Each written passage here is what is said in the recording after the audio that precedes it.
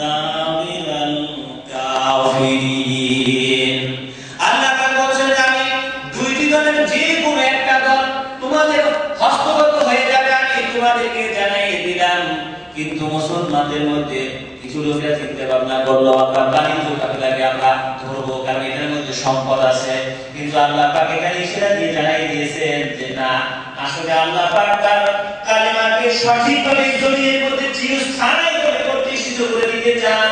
এই জন্য তোমরা সৈন্য বাহিনীর মোকাবেলা করো, এটাই হচ্ছে তোমাদের জন্য উত্তম ব্যবস্থা, সম্পদের প্রয়োজন নাই।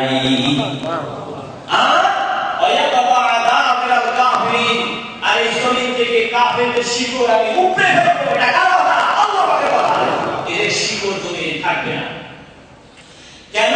লিউহিকাল হাক্কা ওয়া ইউবতিলাল বাতিলা ওয়ালাউ কারিহাল মুজরিমুন। আল্লাহ পাক বলেন এই জমিনের মধ্যে, এই জমিন আমার, মানুষ আমার, সব কিছু আমার। এই জমিনের মধ্যে আমার হক থাকবে, কিন্তু বাতিলদেরকে আমি এই জমিনের মধ্যে প্রতিষ্ঠিত হতে দেব না। যদিও অপরাধী এই গুনাহগার মুসলিম অপরাধীরা যদিও বরদাস্ত করতে পারবে না, তারা চায় না, কিন্তু আমি আল্লাহ পাক চাই। সুবহানাল্লাহ। আল্লাহ রাব্বুল আলামিন এই আল্লাহ যখন জানিয়ে দিলেন মুসলমানদের মধ্যে থেকে মাত্র 313 জন আল্লাহর এই সৈনিকরা দাঁড়িয়ে গেলেন, মাত্র 313 জন। রাসূল সাল্লাল্লাহু আলাইহি সাল্লাম ও 313 জনের মধ্যে মাত্র 2টি হচ্ছে ঘোড়া, 60টি বড় আর 70টি উট। এক একটা উটে পালা করলে এক একজন এক এক সময় উৎসবে রওনা দিয়েছেন। মদিনা থেকে প্রায় 80 মাইল দূরে বদরের প্রান্ত রওনা দিলেন। সৈন্য হচ্ছে কাফেরদের 1000, বর্ণ সংখ্যা হচ্ছে 600 এবং প্রত্যেক হাতে তরবারি আছে। বিপুল সংখ্যক উট দৈনিক তারা 9 থেকে 10টি করে উট জবাই করে তারা খাইত। কিন্তু এই 313 জন স্বল্প পরিমাণ মুসলমানের কাছে খাইতের অভাব ছিল। খেজুর খেত তাও পুরা মাথায় প্যাট ভরে খেতে পারত। রোজার মাস, প্রথম সিয়াম সাধনা, আত্মশুদ্ধির মাস, এক কঠিন পরীক্ষার মধ্যে দাঁড়িয়ে গেলেন।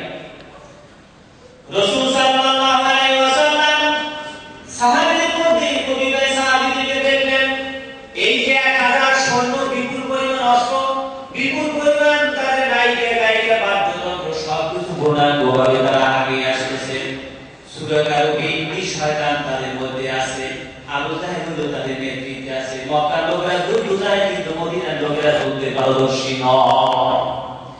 এই অবস্থার মধ্যে আল্লাহ রাব্বুল আলামিন জানাই দিয়েছেন, জানেন তোমাদের খবর, এত বিশাল সংখ্যা আর এত বড় জাগ্রত অবস্থা থেকে কিছু লোকেরা মনে মনে ভয় পেয়ে গেল, আমরা নিজেদের জীবনটা বুঝে আজকে শেষ করে দেব। কারণ সবার মধ্যে একরকম নয়।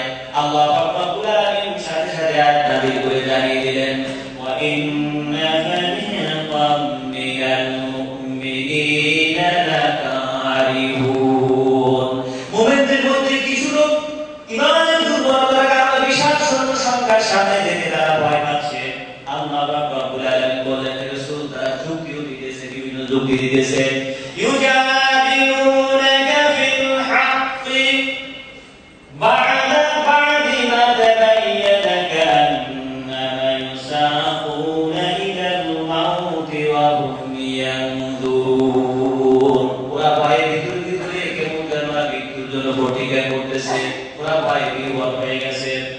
আল্লাহ রাব্বুল আলামিন জানিয়ে দিয়েছেন, কোনো ভয় নাই, কোনো দুশ্চিন্তা নাই। আমার রাসূল যেরকম খালি হাতে মক্কা থেকে বেরিয়ে পড়েছিলেন হককে সাথে নিয়ে, তোমরাও সেইভাবে হক পথে তোমরা সবাই বেরিয়ে যাও আমার উপর তাওয়াক্কুল করে। আমার রাসূল যেভাবে বেরিয়ে যায় তোমরা আমার রাসূলের অনুসরণ করতে থাকো।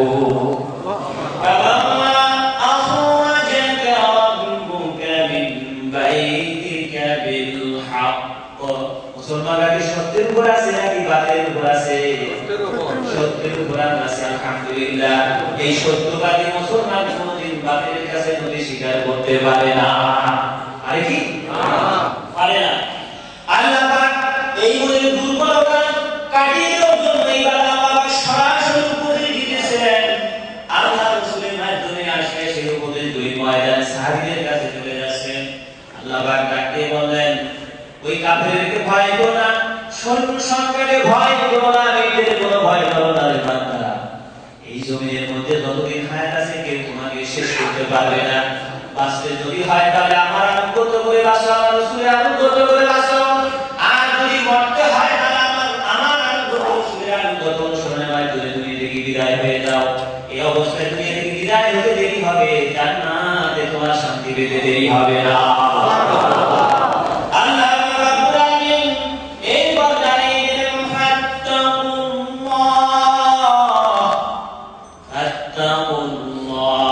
ওয়া আসলিহু যাতা বাইনিকুম। আল্লাহ পাক বলেন ভীতি দূর করো, তোমরা আল্লাহকে ভয় করো, ওদেরকে ভয় করো না। নিজেদের মধ্যে জাতিকে বন্ধনটা ঐক্য সুদৃঢ়ীকরণ। ওয়া আতিউল্লাহ ওয়া রাসূলাহু ইন কুনতুম মুমিনিন। আল্লাহ এবং আল্লাহর রাসূলের আনুগত্য করো যদি তোমরা মুমিন দাবি করে থাকো। আজকে আমার ভাইরা সেই 313 জন, বিশ্বের বুকে 313 জন মাত্র মুসলমান, বিশাল গোটা পৃথিবী আমাদের বিপক্ষে, হাজারো সৈন্য নিয়ে ময়দানে ঝাঁপিয়ে পড়ছে। আজকে অবস্থা হলো যে সেই 313 জন এইভাবে দাঁড়িয়ে গেলেন, আর গোটা পৃথিবীতে আজকে আমরা কোটি কোটি মুসলমান, আমরা গোলামের জিনজির ভরা অবস্থায় দুনিয়ার জমিনে ঈমানদার দাবি করছি। আল্লাহ পাক বলেন আগে যাও, ইন্নাল্লাহা মা'আল্লাযীনা ইত্তাকাও ওয়াল্লাযীনা হুম মুহসিনুন। এইবার আল্লাহ সরাসরি বললেন ইন্নাল্লাহা মা'আল্লাযীনা ইত্তাকাও, যদি তোমরা আমাকে ভয় করো, আমার প্রতি ঈমানদার হয়ে দাবি করো, মুসলমানরা বন্ধ প্রান্তরে দিকে চলে যাও, আমি তোমাদের সাথে আছি, তোমরা ভয় পেও না। সুবহানাল্লাহ।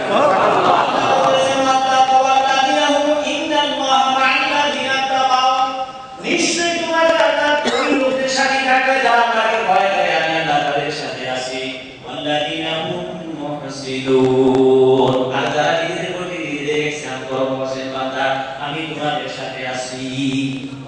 মুমিনদেরকে জানিয়ে দিলেন আয়াত। মুমিনদেরকে জানিয়ে দেওয়ার পর এইবার আল্লাহ পাক আরো একটা আয়াত দিয়ে সরাসরি আল্লাহ রাসূলকে জানিয়ে দিলেন, আশ্বস্ত করতেছেন।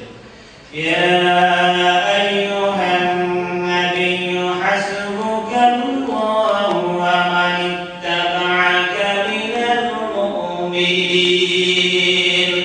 ইয়া আইয়ুহান নাবিয়্যু হাসবুকাল্লাহু ওয়া মান ইত্তাবা'আকা মিনাল মুমিনিন। হে রাসূল, আপনি কোনো চিন্তা করেন না, কোনো চিন্তা ভাবনা করেন না, আমি আল্লাহ সরাসরি আপনার জন্যই যথেষ্ট। আর আপনার সাথে যে মুসলিমীয় মুমিন আছে, এই মুমিনরাই আপনার জন্য যথেষ্ট, কোনো চিন্তার কারণ নাই।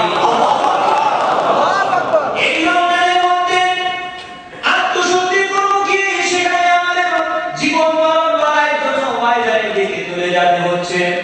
ইসলাম দুনিয়ার জমিনে টিকে থাকবে কি থাকবে না, সেটা একটা চূড়ান্ত ফয়সালা এই বদর ময়দানের মধ্যে হয়ে যাবে। দ্বিতীয় হিজরির 17 রমজান শুক্রবার সকালবেলা যুদ্ধের ময়দানে দুইজন দাঁড়িয়ে গেল ময়দানে। রাসূল সাল্লাল্লাহু আলাইহি ওয়াসাল্লামকে সাহাবায়েরা পরামর্শ দিলেন, একটি টিলার উপরে একটি ছাউনি দিয়ে তাকে খাড়া রাখার ব্যবস্থা করলেন, যুদ্ধকালীন অবস্থা করলেন। ইয়া রাসূলুল্লাহ, মদিনার অবস্থার মধ্যে আল্লাহ রাসূল সাল্লাল্লাহু আলাইহি ওয়াসাল্লাম যখন মদিনা ত্যাগ করলেন, ইমামতির জন্য আব্দুল্লাহ ইবনে উম্মে মাকতুম রাদিয়াল্লাহু তাআলা আনহুকে সেট করে দিলেন, আর রাষ্ট্র পরিচালনার দায়িত্ব দিয়ে গেলেন আরেকজন সাহাবায়ে কেরাম নাইকে। ওই ময়দান থেকে ফিরে আসবো কিনা জানা নাই, যারা এই জমিনের মধ্যে আছে তাদের নিয়ে তোমরা মিশনে এগিয়ে যাও। এই অবস্থার মধ্যে যখন রাত্রিবেলা যখন হয়ে গেল, আপনারা সবাই জানেন যে নিচু অবস্থায় মুসলমানরা ছিল দুর্বল অবস্থার মধ্যে। রাসূল সাল্লাল্লাহু আলাইহি ওয়াসাল্লাম সাহাবায়ে কেরাম ময়দানের মধ্যে তন্দ্রাভাবে ঘুমিয়ে গেলেন। সারাটা রাত জামাত রাসূল সাল্লাল্লাহু আলাইহি ওয়াসাল্লাম তাহাজ্জুদ গুজার করতেছেন, আর আল্লাহর কাছে ফরিয়াদ করতেছেন। আগামীকাল সকালবেলা ওই মক্কার কুরাইশরা টাকা দুনিয়া থেকে ইসলামকে বিচ্ছিন্ন করে দেওয়ার জন্য তারা সব শক্তি নিয়ে তারা ময়দানে হাজির হয়েছে। আয় আল্লাহ, আপনি আমার সাথে যে ওয়াদা করেছেন আপনি মুমিনদেরকে সাহায্য করবেন, এখন তো সামনে সকালবেলা, সেই সাহায্যের জন্য হাত বাড়াই দিয়েছি। মুসলিম সংখ্যক মুসলমান কি করবে জানি না, বাবা তোমার সাহায্য আমার দরকার। এইভাবে আল্লাহ রাসূল সাল্লাল্লাহু আলাইহি ওয়াসাল্লাম সারা রাত দিকে যেতে পারলেন না। এই উম্মতের চিন্তায় তিনি চিন্তায় সারা রাত চোখের পানি ফেলে আল্লাহর কাছে কান্নাকাটি করতে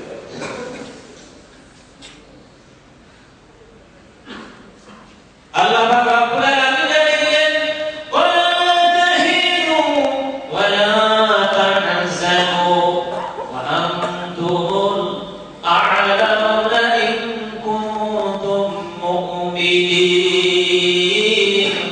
হে রাসূল, তো চিন্তা করবেন না, ভয় পায় না, হিম্মত হারা হয়ে যায় না।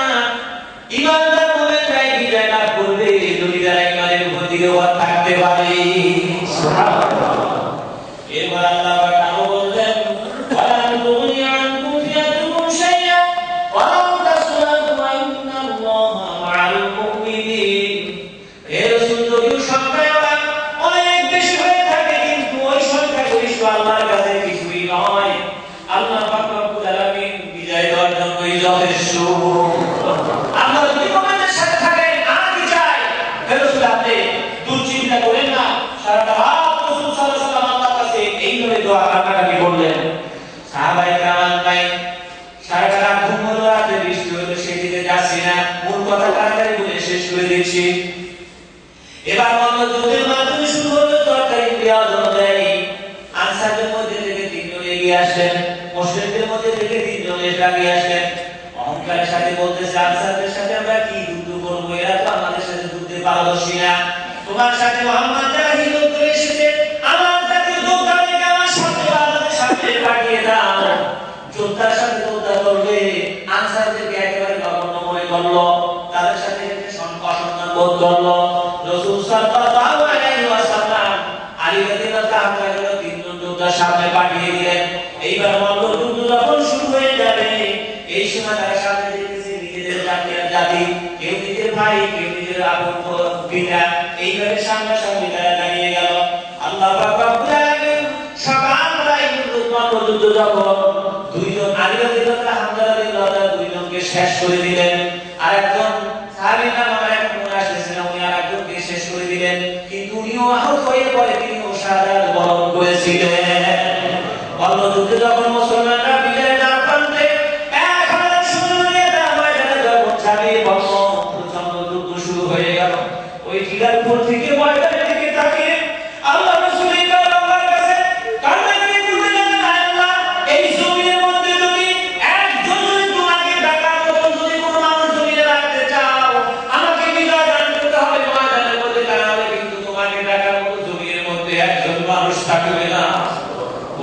যুদ্ধ এদিকে রমজান মাস, আজকে আমরা সিয়াম পালন করি, সিয়াম সাধনা করি, অবহেলায় সিয়াম আমরা ঠিকমতো পালন করতে পারি না।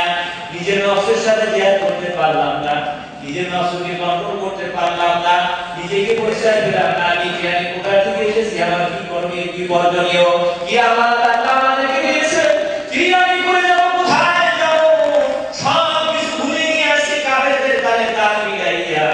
গোটা দুনিয়ার মুসলমান শরীর মুসলমানদের উপর আমরা একটা বোঝা চাপাই দিয়েছি, সহযোগিতা করি না। আল্লাহ পাক রব্বুল আলামিনের জন্য কিয়ামতের কঠিন ময়দানে জবাব দিতে হবে। একজন আল্লাহ পাক রব্বুল আলামিন জবাব দিতে কাউকে ছাড়বেন না। এমন সময় আল্লাহ পাক রাসূলের চোখের পানি সহ্য করতে না পেরে ফেরেশতাদেরকে ডাক দিয়ে জানিয়ে দিলেন, ইউহি রাব্বুকা ইলাল মালাইকাতি আন্নী মা'আকুম ফাসাব্বিতুল লাযীনা আমানু। আল্লাহ পাক ফেরেশতাদেরকে জানিয়ে দিলেন, ওহে গায়েবের ফেরেশতা, তাড়াতাড়ি আমার রাসূলের সাহায্যের জন্য তোমরা ময়দানে নেমে যাও। তোমরা যে প্রথম অবস্থায় আমার ওই সর্বসংখ্যক মুমিনদেরকে তাদেরকে শক্তি বাড়াইয়ে দাও, তাদেরকে ভয় থেকে তাদেরকে ভয় দূর করে দাও। আর আমি আল্লাহ পাক কুদরতি ক্ষমতার দ্বারা কাফেরদের অন্তরের মধ্যে ভীতি সঞ্চার করে দিব। সাউনতি ফি কুলুবিল্লাযীনা কাফারুর রুবা ফাদরিবু ফাওকাল আ'নাকি ওয়াদরিবু মিনহুম কুল্লা বানান। আল্লাহ পাক ডাক দিলেন, ফেরেশতারা যাও ময়দানে, আমার দিন জমিনের মধ্যে থাকবে কি থাকবে না আমার রাসূল আহ্বান করে জানাচ্ছেন। আমার রাসূলের সারাটা দিয়ে আমি বাঁচি না, আমার জমিনের মধ্যে আমার দিন থাকবে। এই জমিন থেকে যতদিন পর্যন্ত দিব, ততদিন পর্যন্ত আমার জমি থেকে আমার দিনকে কেউ দুনিয়া থেকে বিদায় করে দিতে পারবে না।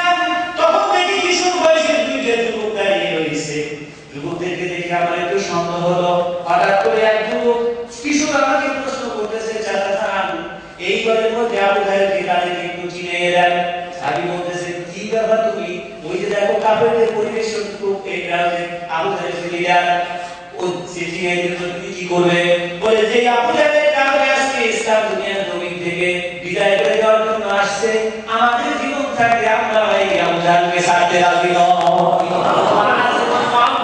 কিশোর বয়সের দুইজন সৈনিক বাম পাশের জন্য আবার জিজ্ঞাসা করতেছে, চাচা জানা একটু দেখাই দেন আবুজাল কোন আমরা চিনি না। সেই আবুজালের নেতৃত্বে আজকে আমাদেরকে শেষ করে দেওয়ার জন্য সব উজাড় করে দিয়ে রাসূল বেরিয়ে গেছে। রাসূল যদি না থাকে, দিন যদি না থাকে, আমাদের জীবন দিয়ে আমাদের জীবন রেখে কোনো লাভ নাই। আবুজালকে যখন ইশারা একেবারে বুদ্ধের করে মানে এমন সুরক্ষিত অবস্থায় তারা রাখছে, এইটাকে দেখাই দিলেন। মানুষ বর্ণনা করছেন, আমরা মানুষের ভিড়ের মধ্যে দিয়ে আস্তে আস্তে আস্তে আস্তে তরবারিকে আমরা আবুজালের দিকে যেতে লাগলাম। আঘাত করি মানুষ হয়েছি ছোট, আঘাত করে বড় লাগে যাতে এই জমির মধ্যে আর কোনদিন মুসলমানদের উপর হস্তক্ষেপ করতে সাহস না পায়।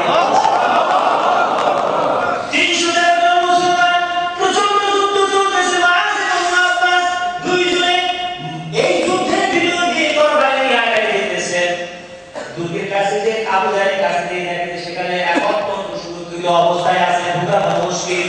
তারা অপেক্ষায় বলতে লাগলেন, হঠাৎ করে দুইজন ঢুকে গিয়ে সরাসরি আবুজালের একটা পাও কেটে দুই টুকরা করে দিলেন।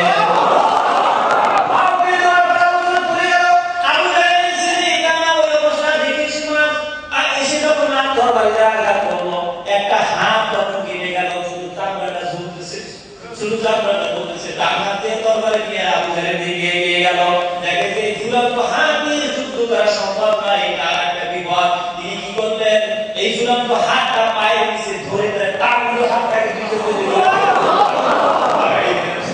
সেই ইতিহাস সেইটাকে আমরা যাদেরকে এইভাবে কুরবানি করার মাধ্যমে ইসলাম এই পর্যন্ত এসেছে, আজকে আমরা নাতি জামাইয়ের মতো ইসলামটাকে বাবা ইসলামটাকে আজকে আমরা পাঠ করে ফেলে দিতেছি।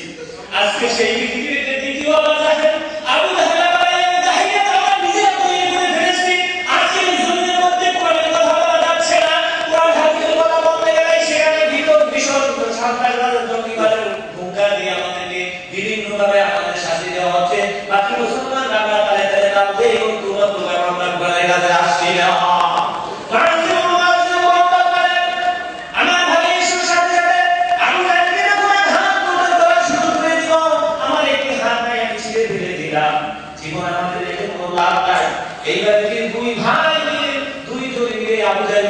শেষ করে দেওয়ার সাথে সাথে ময়দানের দৃশ্য অন্যরকম হয়ে গেল। আবুজাহেল মৃত্যুর মাধ্যমে যখন এই অবস্থার মধ্যে চলে গেল, ময়দানের যখন ঘুরে গেল, সাথে সাথে ৭০ জন লিডার ময়দানের মধ্যে হত্যা হয়ে গেল। আর মুসলমানদের মধ্যে ১৪ জন শহীদ হয়ে গেলেন। সমসংখ্যক মানুষকে বন্দী করা হলো। আমার ভাইরা, এখানে আমাদের ইসলামটা একটু বুঝতে হবে ভালোভাবে। ওই ময়দানে যদি তাকাই, সবচেয়ে কঠিন অবস্থার মধ্যে ছিল মুহাজিরগণ, যারা মক্কা থেকে হিজরত করে এসেছিলেন। কারণ যুদ্ধের ময়দানে যখন দাঁড়িয়ে গেছেন, তখন দেখেন যে কেউ তার বাবার মোকাবেলা করতেছেন, কেউ তার ভাইয়ের মোকাবেলা করতেছেন, কেউ তার আপন রক্তের আত্মার মোকাবেলা করতেছেন, কেউ তার ভৌতিক মোকাবেলা করতেছেন। এইখানে আপন রক্ত মাত্রা শুধু আল্লাহর বাণী। আল্লাহ পাক রব্বুল আলামিন ঘোষণা করেছেন, ইয়া আইয়ুহাল্লাযীনা আমানু লা তাত্তাখিযু আবাআকুম ওয়া ইখওয়ানাকুম আউলিয়া ইন ইসতাহাব্বুল কুফরা আলাল ঈমান।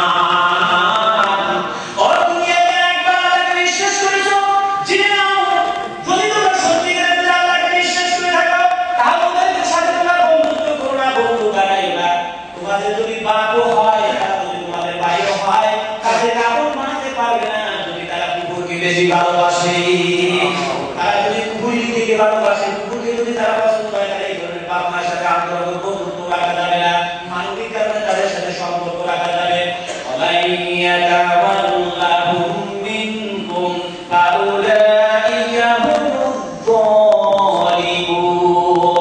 আল্লাহ জানিয়ে দিলেন, সে পিতা হোক ভাই হোক, এই হোক, যদি কুকুরের সাথে তার সম্পর্ক থাকে, তার সাথে বন্ধুত্ব করা যাবে না। যদি আমার অন্তর্ভুক্ত হয়ে যাবে।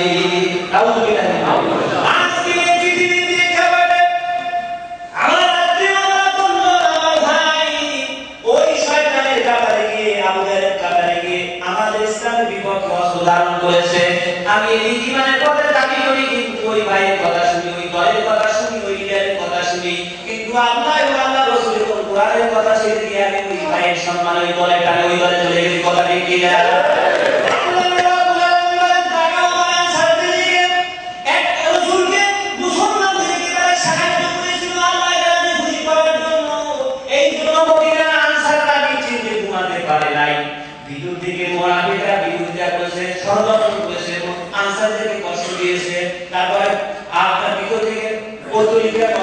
মদিনার ভিতর থেকে এত কষ্ট স্বীকার করেছে, কিন্তু কোনোদিন বলে নাই মক্কার মুহাম্মদ তুমি মক্কায় চলে যাও, মক্কার মুহাজিরা তোমরা মক্কায় চলে যাও, তোমাদের কারণে আমাদের আরামের ঘুম হারাম হয়ে গেছে, এটা আমরা করতে পারবো না। কোনোদিন তারা বলছেন এই কথা বলে নাই। আর আজকে এই জমির মধ্যে ঈমানের দাবি করে আমাদের মাথাগুলো কোরআনকে অবলম্বন করে যেভাবে নির্যাতন করা হচ্ছে, যেভাবে জেলের মধ্যে দিনের পর দিন দাবি করা হচ্ছে, আমি দাবি করার পরে আমার অধিকার জন্য একটু দলকে আমি সোচ্চার হতে পারলাম না। আল্লাহ রসুলের জন্য তারা জীবন বিলীন করে দিয়েছে, কোনদিন তারা কাফের সমর্থন দেয় নাই। আজকে আমাদের ঈমান কোন পর্যায়ে এসেছে, আমরা সত্য কথাটা শুধু বলতে পারি না, ঈমানের পক্ষে সমর্থন দিতে পারি না। আমরা এখন ওই বনি ইসরাঈলের বিরুদ্ধে হয়ে গেছি। আল্লাহ পাক রব্বুল আলামিন বলেন, এই কঠিন ইসলামের যুগে যুগে কঠিন মুহূর্তের জন্য বাতিলেরা সবসময় চেষ্টা চালিয়ে গেছে। এই কঠিন মুহূর্তে যেই মুমিনেরা ইসলাম রক্ষা করার জন্য এগিয়ে আসবে, তাদের সম্মান আর নিজের জীবন বাঁচাইয়া, নিজের সম্পদ বাঁচাইয়া, স্বার্থ বাঁচাইয়া, তাহলে তাহলে দাম দিয়ে ঈমান বাঁচানোর দাবি করে, তাদের সম্মান আল্লাহর কাছে এক হতে পারে না। জিবরিল আলাইহিস সালাম রাসূলের কাছে আসলেন, একবার এসে জিজ্ঞাসা করলেন, ইনজা জিবরিল ইলা নবী সাল্লাল্লাহু আলাইহি ওয়াসাল্লাম আকালা মা তা'বুদুনা আহলা বালাদিন ফীকুম। রাসূল সাল্লাল্লাহু আলাইহি ওয়াসাল্লাম জিজ্ঞাসা করতেছেন, জিবরাইল, ইয়া রাসূলুল্লাহ, এই বদরকার পরিতে এই কঠিন মুহূর্তে ইসলাম রক্ষা করার জন্য যে ভাইরা বদরের ময়দানে যে মুসলমানরা অংশগ্রহণ করেছিলেন, তাদের সম্মানটাকে আপনি জানেননি? জিবরিল আলাইহিস সালাম জিজ্ঞাসা করতেছেন, এবার জিবরাইল নিজেই আবার উত্তর দিলেন, ক্বালামিন আফদালিল মুসলিমিন। গোটা পৃথিবীর যত মুসলমান কিয়ামত পর্যন্ত আসবে, সমস্ত মুসলমানদের উপরে 313 জন মুসলমান শ্রেষ্ঠ মুসলমান হিসেবে আল্লাহ ঘোষণা করেছে।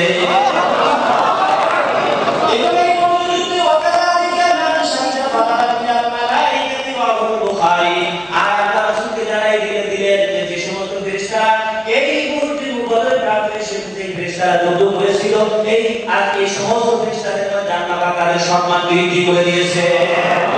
আমার ভাইয়েরা, ইবাদত অবশ্যই করতে হবে, কিন্তু ইসলামের বিপদে ঐক্যবদ্ধভাবে যদি আমরা সংগ্রাম করতে পারি, আল্লাহ রব্বুল আলামিন আমাদের মর্যাদা বাড়িয়ে দিবেন।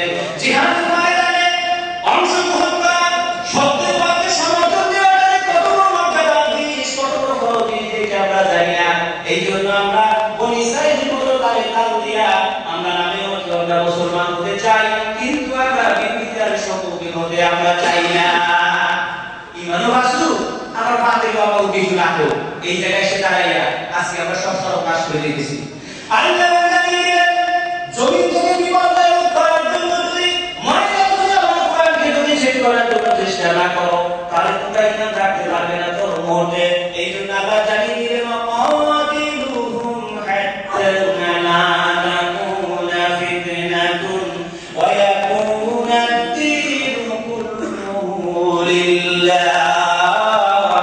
ততক্ষণ পর্যন্ত সংগ্রাম তোমাদের চালিয়ে যেতে হবে, যে পর্যন্ত পৃথিবীতে এক প্রান্ত যদি সন্ত্রাস থাকে ওই পর্যন্ত সংগ্রাম চালিয়ে যেতে হবে। আজকে পৃথিবীতে এক প্রান্ত জায়গায় সন্ত্রাস শুরু করা নয়, গোটা পৃথিবী সন্ত্রাসে ভরপুর হয়ে গেছে, বলা ঠিক কিনা? এই জন্য আল্লাহ বলছেন আতিউদ্দিনা ওয়ালা তাতাফাররাকু ফি, আমার দিনকে কায়েম করো, এই ব্যাপারে কেউ মতপার্থক্য করো না। আর এই জন্য তোমাদেরকে আমি বাছাই করে নিয়েছি, ওয়াজাদিলু ফিল্লাহি হাক্কা জিহাদি ওয়া তাবাকুম। এই অবস্থার মধ্যে আল্লাহ পাক বলছেন আমি তোমাদেরকে বাছাই করে নিয়েছি, এই জমিনে আমার দিনকে প্রতিষ্ঠা করার জন্য এগিয়ে আসো। এখন আমরা এই জমিনের মধ্যে আমরা দিন প্রতিষ্ঠার জন্য আমরা রাজি আছি কিনা? আমরা রাজি আছি কিনা? আল্লাহ আমাদেরকে সেই তৌফিক দান করুন। কাজ হয়েছে প্রথম পদক্ষেপ আমাদেরকে কোরআন হাতে নিয়ে চলতে হবে, আর আমাদের প্রত্যেকের পরিবারকে কোরআনের পরিবার বানাতে হবে, কথা ঠিক কিনা? পরিবারকে কোরআনের পরিবার যদি বানাইতে পারি বাংলার জমির মধ্যে অবশ্যই আল্লাহু আকবারের রাস্তায় করে দিবে। এই দায়িত্ব আমাদের ময়দানে যুদ্ধ করার আগে আমাদের পরিবারের সাথে যুদ্ধ করতে হবে, নফসের সাথে যুদ্ধ করতে হবে, কোরআনকে সেট করতে হবে পরিবারের মধ্যে, কথা ঠিক কিনা? তা না হলে আমরা দিনকে টুকরে টুকরে করে এখন বানাই বেশি করে শেষ প্রান্তে শারীরিক কষ্ট আপনাদেরকে দিব না, কিন্তু এখন আমরা হেলায় হেলায় আমরা দিনকে করে শেষের মতন এখন দিনকে আমরা ভাগ করে নিয়েছি। আল্লাহ কোরআনে বলেন ফাতাবাত্তাউ আমরাহুম বাইনাহুম যুবুরা, ওই বনি ইসরাঈলরা তাদের স্বার্থ রক্ষা করার জন্য, দুনিয়ার স্বার্থ রক্ষার জন্য পার্টির স্বার্থে লোভে পড়া আমার দিনকে টুকরা টুকরা বানিয়ে তারা ভঙ্গ দিয়ে চলতো। আর আল্লাহ পাক কোরআনে কারীমের মধ্যে সরাসরি বলেন উম্মতে মুহাম্মাদের এই কাজটা করা উচিত ছিল না, কিন্তু তারা দুঃখের বিষয় হলো তারা বানায় কোরআনটাকে তারা খণ্ড খণ্ড করে ভাগ করে তারা এক এক অংশ নিয়ে তাদের জীবন চালাচ্ছে।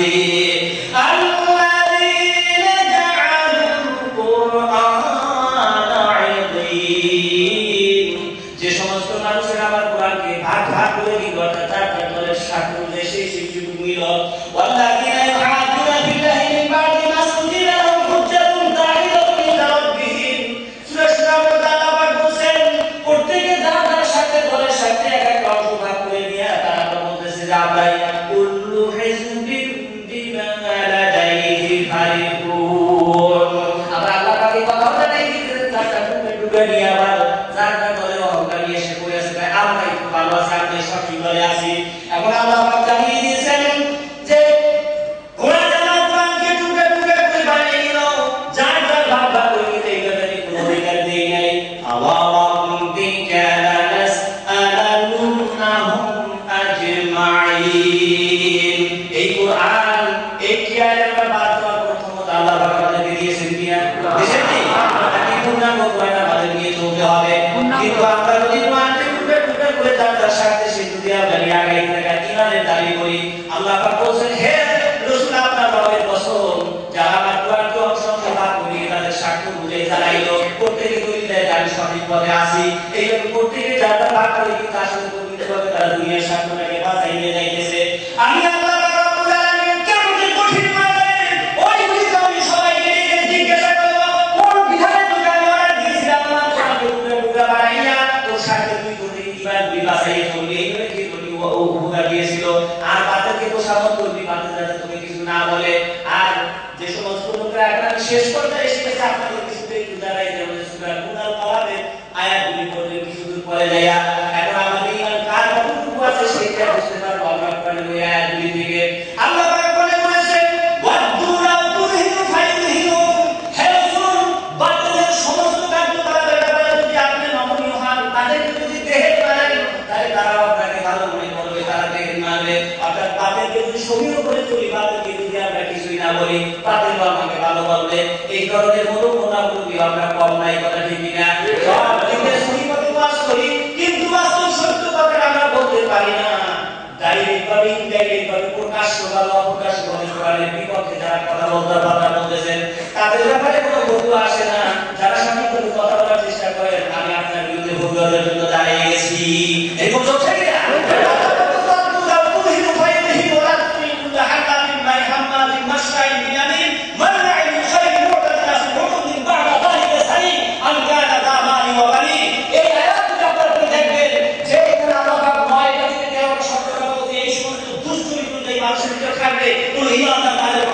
দিতে পারে না বলে যদি তারা সেই সমর্থন দেয় তাহলে তাদের ঈমান বরবাদ হয়ে যাবে।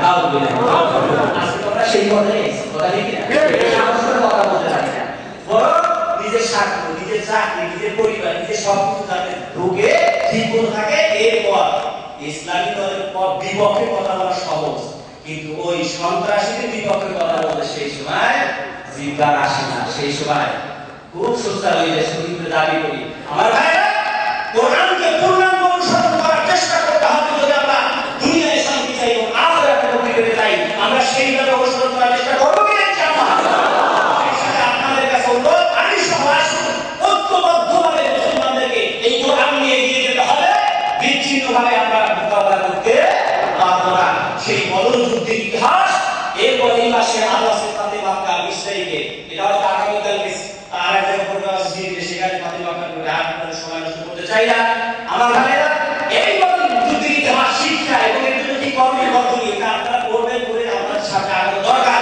কারণ নামাজ পড়া আল্লাহ হুকুম ঠিক আছে, কিন্তু দিনকে হিফাজত করার দায়িত্ব আমাদের কাছে অন্তত যতটুকু দিয়েছে সেটুকু হিফাজত করা আমাদের দায়িত্ব। কথা ঠিক না? এই জন্য আপনারা বলতে থাকেন বদল যুদ্ধে সাহাবীদেরকে সর্বশ্রেষ্ঠ মুসলমান হিসেবে আল্লাহ পাক ঘোষণা করেছেন, রাসূল ঘোষণা করেছেন। কি কারণে? তারা যখন মদিনায় বসে বসে তারা নামাজ কালাম করতে পারতেন, পারতেন না। ওই বিপদকালীন অবস্থায় গেছেন দিকে আল্লাহ পাক সেখানে তাদেরকে চূড়ান্ত মর্যাদা দিয়েছেন। এমনকি যে সেখানে আল্লাহ পাক বলেছেন আমার বদলি সাহাবীদের যদি কোনো গুনাহ করে আমি আল্লাহ তাদেরকে জীবনে তাদের সব ভাগ ঘোষণা করব। সামনে আর যেতে পারছি না। হাদিস ইবনে বাদা আমাকে প্রশ্ন করতে তিনজন ভাই বসেছেন। তো আমার ভাইরা এই জন্য আল্লাহ পাক বলেন সেই বদলের প্রতি ইতিহাস আমাদের সামনে নিয়ে চলতে হবে। নিজের জাতির অবস্থা আমাদের জানতে হবে। কথা ঠিক কিনা? এই জন্য কারোর সাথে আপোষ নাই, মানবিক কারণে মানুষের সাথে সম্পর্ক থাকবে, কিন্তু আদর্শ নিয়ে কারোর সাথে সম্পর্ক শেয়ার করা যাবে না। এই জন্য আমার ভাইরা আমাদেরকে আগামী ভবিষ্যৎ যদি করতে হয়, যদি আমাদের নতুন প্রজন্ম ধুয়া করে শুধু গাড়ি বাজনা করবো, অপরাধের ভিতরে নতুন প্রজন্মকে ঢুকাই দেওয়া হচ্ছে, কিন্তু আমার আপনার নতুন প্রজন্মের ভিতরে যদি কোরআনের নতুন প্রজন্ম না বাড়াই দিতে পারি, আমার মৃত্যুর পর আমার সন্তান আমার জন্য দোয়াও করবে না, জীবিত থাকা অবস্থায় আমার ইমান দিয়ে চলে যেতে পারে। কথা ঠিক কিনা? এই জন্য আমাদের নিজেদের অস্তিত্ব রক্ষার জন্য আমাদের উত্তরসূরিদেরকে আমাদের এবার হাতে দিয়ে দিতে হবে, যদি আমরা দুনিয়া ও আখিরাতে মুক্তি পেতে চাই। তো আল্লাহ রাব্বুল আলামিন সেই তৌফিক আমাদেরকে দান করুন। এই জন্য বিশেষে আমি যে কথা বারবার বলে আসুন, একটা কাজ করতে আমাদের ঐক্যবদ্ধ হতে হবে। বিশেষ করে বাংলাদেশ প্রশিক্ষণ কেন্দ্র কুইতের মধ্যে সবচেয়ে বড় একটা সংগঠন করা হয়েছিল। এই ভাইরা দিনের কাজ করে যাচ্ছে কোরআনের জন্য। আপনাদের কিন্তু আমার চিন্তা আরো বেশি অভিজ্ঞতা আছে। আপনাদের অভিজ্ঞতা নিয়ে একসাথে যদি আমরা কাজ করে ময়দানে নিয়ে যাই, আল্লাহ পাক রব্বুল আলামিন সেদিন বেশি করে না আমাদের বিদায় দান করবেন। কথা ঠিক কিনা? মসজিদের কবি একটা হাজারো মানুষ গেছে, দেখছেন না? এইটা তো বাংলাদেশ প্রশিক্ষণ কর্মের ফল। কথা ঠিক কিনা? সেই সাথে সাথে আমরা সম্পৃক্ত হই, আমরা একটি ঐক্যবদ্ধভাবে আমাদের এই সমাজটাকে ইসলামী সমাজে পরিবর্তন করার জন্য চেষ্টা করি। আল্লাহুম্মা আমিন।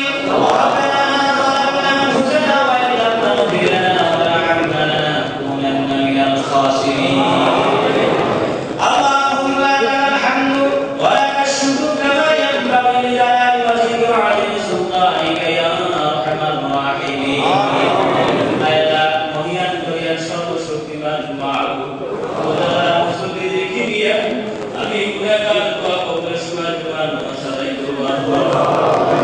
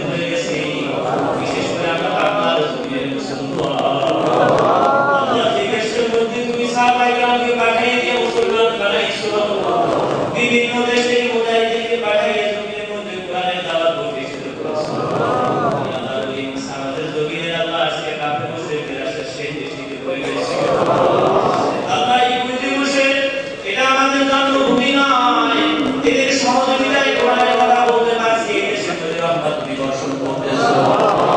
আর আমরা সংখ্যাগরিষ্ঠ 90% মুসলমানের দেশের মানুষ হয়ে আমরা তুমি কোরআনের কথা বলতে পারি না।